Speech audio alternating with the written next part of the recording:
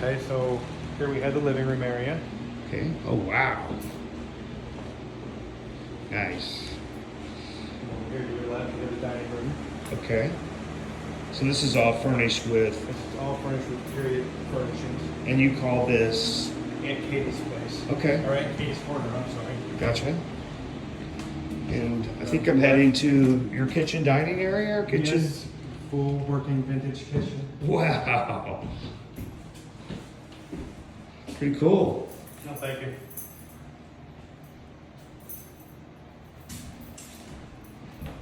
This way you have one of the bedrooms, Okay.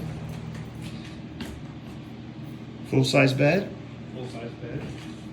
You get your choice of a nice soft bed or a nice firm bed. Okay. And again, the vintage bathroom. Oh, wow. The Rose Dewberry bathroom. Very nice. And then in here we have the second bedroom. Cool.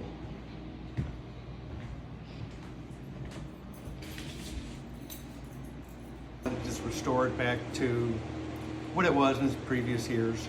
I found the original colors in the plaster, so that's where I started. It was, refinished the floors, did the tile in the bathroom, and then just started, going and, getting period furnishings and whatnot. And then so it's just like, didn't want to rent it out as residence. And so I decided, well, why not share it with other people, where they could enjoy, or maybe even recall the years when they had homes like this. So far it's been the most fun.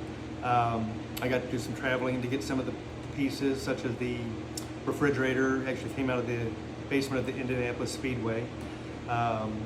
Went to Pennsylvania for the Rose Dewberry bathroom toilet and